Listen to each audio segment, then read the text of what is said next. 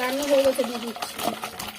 ওইদিকে মটনটা আমি একটু জলের মধ্যে দিয়ে রেখেছি, একদম পুরো বরফ হয়ে গেছে, পুরো শক্ত ইটের মতন হয়ে গেছে। তো এটা রোববারে আনা হয়েছিল, আর আজকে সেদিন কিছুটা খাওয়া হয়েছিল, আর আজকে কিছুটা রান্না করব। আর দেখতেই পাচ্ছ কেমন ইটের মতো শক্ত হয়ে রয়েছে। আমি অনেকক্ষণ আগেই জলের মধ্যে দিয়ে রেখেছি, আর এই একটুখানি চর্বি ছিল সেটাকে আলাদা করে রেখেছি। আর এখানে এই যে আলু কেটে নিয়েছি, আলুগুলোকে একটু ভেজে নেব। আর সমস্ত রান্নাটাই আমি করব আর কি কাঠের উনুনে, সমস্ত রান্নাটা কাঠের উনুনে করব। আর তাছাড়া এই যে এখানে পেঁয়াজ রসুন সব কেটে গুছিয়ে রেখে দিয়েছি। এই যে মশলার জন্য যা যা ব্যবহার হবে শিলে বাটবো, বেটে কাঠের উনুনে রান্না করব। তো এই যে টমেটো পেঁয়াজ আদা রসুন অল্প করেই দেবো, মশলাটা একদম হালকা পাতলা দিয়ে হবে। আর এর মধ্যে গুঁড়ো মশলাও ব্যবহার হবে, বাটা মশলাও ব্যবহার হবে। তো পুরো প্রসেসটা আমি দেখাবো। আমার মা যেভাবে করতো খুব সুস্বাদু হতো, খুব নরম তুলতুলে হতো খাসির মাংস। আর বলতে পারো এতটা টেস্টি হতো, আর একটু গন্ধ টন্ধ কিচ্ছু বেরোতো না। আসলে আমরা গন্ধের জন্য ভাই বোনরা মাংস খেতে চাইতাম না, বিশেষ করে মটনটা। আর মুরগিতে মানে ব্রয়লার মুরগিতেও একটু গন্ধ থাকতো। তখনকার সময় মা যখন রান্না করতো দেশি মুরগি বেশি রান্না হতো, বা আমাদের বাড়িতেই পুষতো সেই সব মুরগি টুরগি, বা আশেপাশে সবার বাড়ির থেকে কিনে এনে রান্না হতো। পোলট্রিটা ওইভাবে খাওয়া হতো না বেশি। তো যেদিন পোলট্রি আনা হতো বা খাসি মাংস আনা হতো, আমার মা যেভাবে রান্না করতো গন্ধ থাকবে না, আর তুলে বেশ খুব সুন্দর সফট অল্প মশলা দিয়ে রান্না হবে। তো সেই রেসিপিটাই তোমাদের সাথে শেয়ার করবো। জল ঝরিয়ে নিয়েছি, এবার একটু জিরের গুঁড়ো দিয়ে দেবো,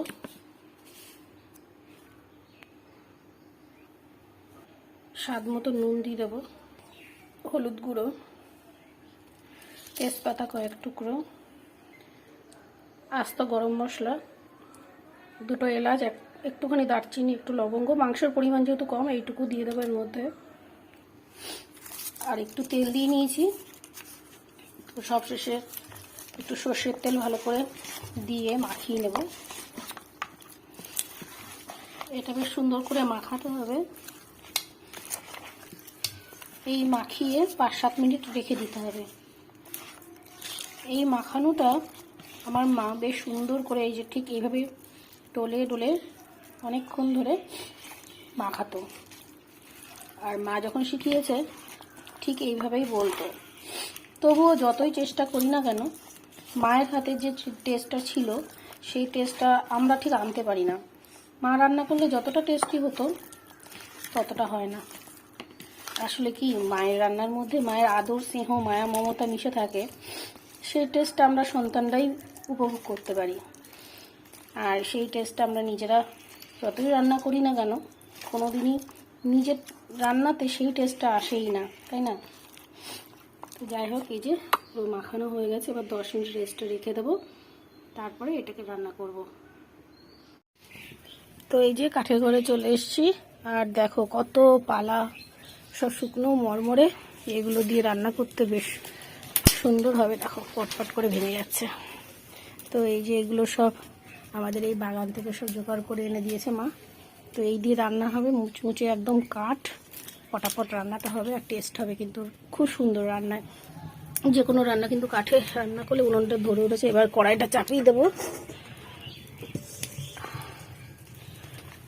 আমরা তো সবাই জানি যে কোনো রান্না কাঠে রান্না করলে আর শিলপাটায় বাটনা করে করলে কিন্তু বেশ ভালো লাগে।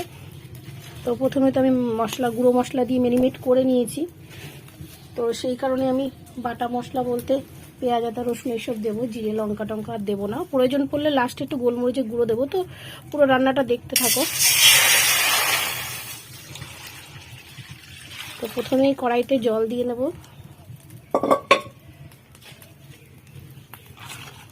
জলটা একটু গরম হলে তারপরে এর মধ্যে মাংসগুলো দিয়ে দেব। তো আজকে পুরো অন্যভাবে মাংসটা রান্না করছি। তোমাদের যদি ভালো লাগে অবশ্যই কমেন্ট করো, আর ভালো না লাগলেও কেমন করলে মানে রান্নাটা আরও ভালো হতো বলো। আমাদের তো বেশ ভালো লাগে, বিশেষ করে আমার মার রেসিপি যেহেতু আমার খুব ভালো লাগে। আর আজকে মা খাবে, তার জন্য স্পেশালি মায়ের জন্য বানিয়ে নিয়ে যাব। আর ফ্রিজে ছিল যেহেতু মাংস পরিমাণটা আজকে খুবই কম। তবে মটন আমার ছেলেরা খুব একটা ভালো খায় না, তো শাশুড়ি মা ভালো খায়, শাশুড়ি মাকে একটু দেবো, আমার মাকে একটু দেবো, এই হচ্ছে। আর অন্য তরকারি আমার সকালবেলা রান্না হয়ে গেছে, ভাতও হয়ে গেছে। তো শুধু এই রেসিপিটাই তোমাদের সাথে শেয়ার করব। তো দেখো জলে এখন একটু বলক এসে গেছে, জলটা পুরো গরম হয়ে গেছে, ফুটতে শুরু করেছে। তো এই মতো অবস্থায় এই যে আমার মাখিয়ে রাখা মটনটা সব কিছু দিয়ে মেরিনেট করা 10 মিনিট হয়ে গেছে। আমি 10 মিনিট মেরিনেট করে রেখেছি। তো এটা যদি আধা ঘন্টা 40 মিনিট মেরিনেট করা হয় আরও ভালো হয়, বা আগের দিন মেরিনেট করে ফ্রিজে রাখলে পরের দিন রান্না করলে আরও ভালো হয়। তো আমাদের মায়েদের সময় তো আগে তখন তো ফ্রিজ ট্রিজ ছিল না, আমার মা ভোরবেলায় উঠে মাখিয়ে রাখতো এইভাবে, আর দুপুরে রান্না করতো। তা ধরো তো মোটামুটি 3 ঘন্টা 4 ঘন্টা মা মেরিনেট করে রাখতো। তো এটা একটু ভিজিয়ে আমি জলটাও দিয়ে দেবো।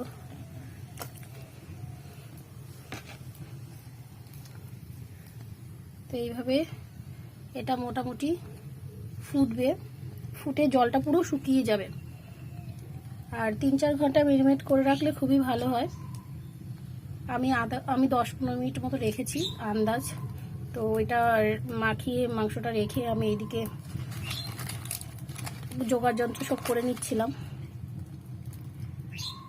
এবার এই জলটা ফুটে ফুটে পুরো একদম শুকিয়ে যাবে। আর জলটা আমি দেখো বেশি দিইনি, কিন্তু যেটুকু জল দিয়েছি মাংসটা সেদ্ধ হয়ে জলটা কিন্তু মাংসর সাথে থেকে যাবে। তো পুরো সেদ্ধ হয়ে যাবে এইভাবে। তারপরে কতটা জল দিয়েছিলাম মাংস ফোটানোর সময়, আর দেখো শুকিয়ে কতটুকু হয়েছে। তো পুরোটাই শুকিয়ে যাবে আর মাংসটাও সেদ্ধ হয়ে যাবে, দেখতেই পাচ্ছ। এই যে পুরো জল শুকিয়ে একদম অল্প হয়ে গেছে, আর মাংস কিন্তু এখনই সেদ্ধ হয়ে গেছে। এরপরে আমি আবারও কষিয়ে যখন জল দেবো তখন আর বেশি এরকম পুরো মাংস সেদ্ধ হয়ে গেছে, একটু অর্ধ বাকি আছে। তো এখনও তো আবার কষাবো মশলা দিয়ে, ধোয়ার জন্য বোঝা যাচ্ছে না। এখনও মশলাটা ভালো করে আরও কষাবো। তারপরে এই মাংসটা পুরো জল শুকিয়ে যাবে। এই মাংসটা আবারও কষিয়ে আবারও আলু টালু দিয়ে বেশ সুন্দর করে কষিয়ে জল দিয়ে গরম জল দেবো, দিয়ে ফুটিয়ে একদম সফট নরম হয়ে যাবে। প্রেশারে কিন্তু আমরা এইভাবে সফট করে খাই, কিন্তু সেইভাবে টেস্টটা কিন্তু আসে না। এই মাংসটা একটা সিটি দিলে কম টাইমের মধ্যে রান্না হয়ে যেত। আমি করি যখন ব্যস্ততা থাকে। আজকে যেহেতু মায়ের উদ্দেশ্যে রান্নাটা হচ্ছে, আর আমার মা যেমনটি ভালোবাসে তেমনই করছি, ওই জন্য এটা টাইমটাও অনেকটা লাগবে। আর ওইভাবে প্রেশারে একটা সিটি দিয়ে নিলে কিন্তু বেশি টাইম লাগে না, মাংস এমনি নরম একদম সফট হয়ে যায়। কিন্তু ওই যে টেস্ট আর এই টেস্ট আকাশ পাতাল পার্থক্য। এইভাবে আপনারা যদি বানিয়ে একবার খান সত্যি খুব সুন্দর লাগবে। তবে বাটনাটা শিলপাটাই করলে বেশি ভালো টেস্ট হবে, আর কাঠের জালে রান্না হলে তো কথাই নেই। তবে গ্যাসেও যে টেস্টটা আসবে না তা না, তবে কাঠের জালে হলে কিন্তু টেস্টটা একটু বেশি আসবে। দেখো একদম মাংসটা কষে গেছে, একদম তেল ছেড়ে দিয়েছে। এইবার এটা তুলে নেব, নিয়ে ওই যে বাটনাগুলো যেটা আমি শিলপাটায় করে রেখেছি ওগুলো দেবো। ওগুলো ভাজা ভাজা হলে আলু এই মাংস সব একসাথে দিয়ে তারপর গরম জল দিয়ে দেবো। কড়াইতে একটু তেল দিয়ে নিয়েছি আলুটা ভাজবো বলে। এই যে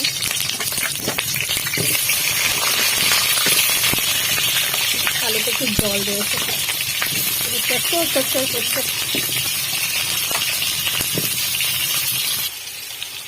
হলুদ দিয়ে ভালো করে আলুটা সুন্দর করে লাল লাল করে ভেজে নেবো। মাংসের আলু কিন্তু ভেজে নিলে একটা আলাদাই স্বাদ আছে। তো আলুটা ভাজা হয়ে গেছে, এদেরটা আমি তুলে নেবো।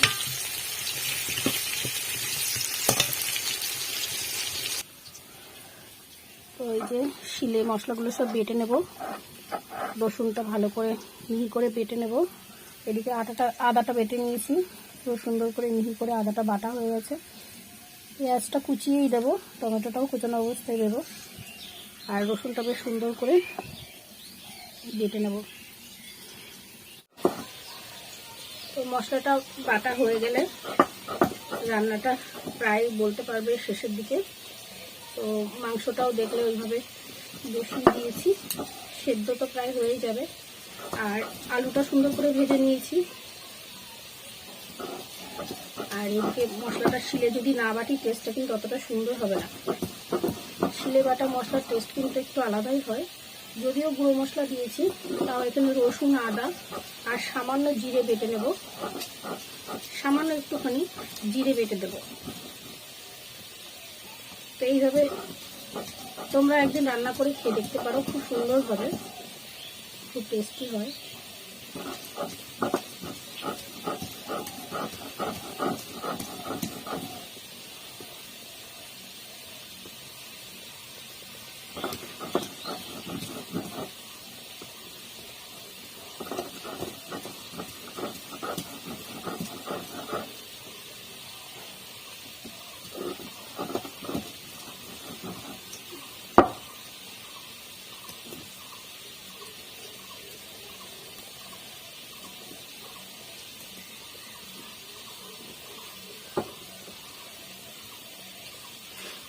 রসুনটা বাটা হয়ে গেছে, এটা তুলে রাখবো। আদাটা আগেই বেটে নিয়েছি, আর এরপরে একটুখানি জিরেও বেটে নেব।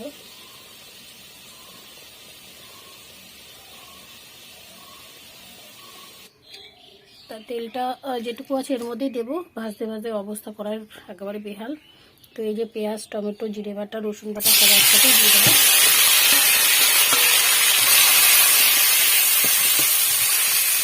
সুন্দর করে ভাজা ভাজা হবে। তারপরে ওই যে জল শুকিয়ে মাংসটা রেখেছি, এই মাংসটা দিয়ে ভালো করে আবারও কষিয়ে তারপরে আবারও জল দেব।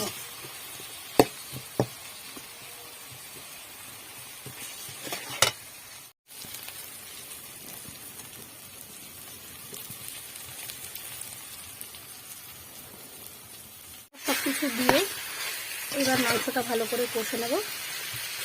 এর মধ্যে আলু আর এই যে বাটনা যে শিলপাটা যে মশলাটা বেটে রেখেছি, ভাজা আলু সব দিয়ে মাংসটা সেদ্ধ হয়ে গেছে সেটাও দিয়ে এবার ভালো করে কষে এর মধ্যে দিয়ে দেবো গরম জল।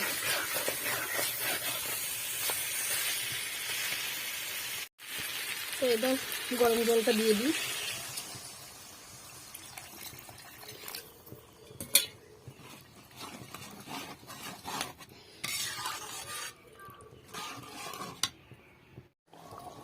তো এই যে রান্নাটা একদম কমপ্লিট, দেখতেই পাচ্ছ পাতলা ঝোল কিন্তু রয়েছে আর পুরো একদম কমপ্লিট হয়ে গেছে। এবার এটা ঢেলে নেব। রান্না হয়ে গেছে দিদি।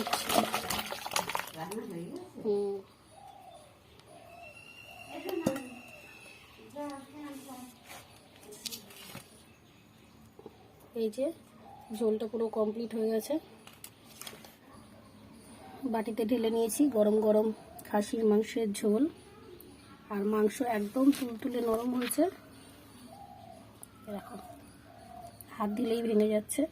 কোনো প্রেসার ব্যবহার করিনি, তাও দেখো মাংস একদম তুলতুলে নরম হয়ে ভেঙে যাচ্ছে। এটা সলিড পিস, সলিড মাংস যদি এইভাবে ভেঙে যায় তাহলে অন্য মাংস সেদ্ধ হবে, এটা বোঝাই যায়। কেমন হয়েছে অবশ্যই রান্নাটা কমেন্ট করে জানিও। আর চর্বিগুলোও দেখো আস্ত রয়েছে, চর্বিগুলো কিন্তু ভেঙে যায়নি বা গলে যায়নি। দেখো চর্বিগুলো লাস্টের দিকে দিয়েছি, চর্বিগুলো কিন্তু সব আস্ত রয়েছে। সব থেকে বড় ব্যাপার হচ্ছে মাংস পুরো সেদ্ধ হয়ে গেছে।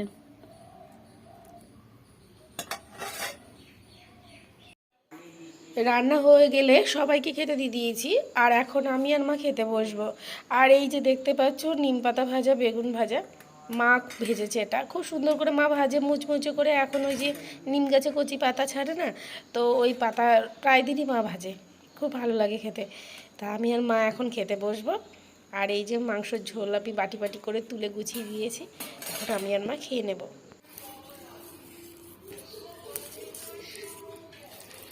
এই দিয়ে আসে না, এখন চ্যান করে খাবে জিরাবে।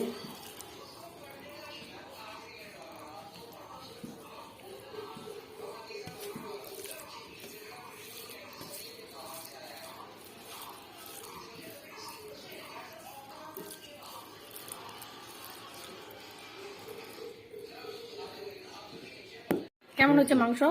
হয়েছে, নরম হচ্ছে মাংস?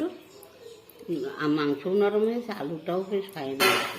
ভালো হচ্ছে না খেতে? আজকে অন্যরকম হচ্ছে না একটু?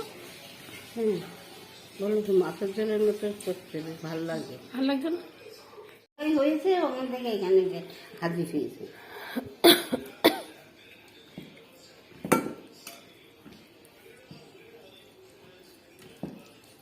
এখন তো মাংস আছে, 2 পিস আছে। বাবু তুমি তো একটু খাবে?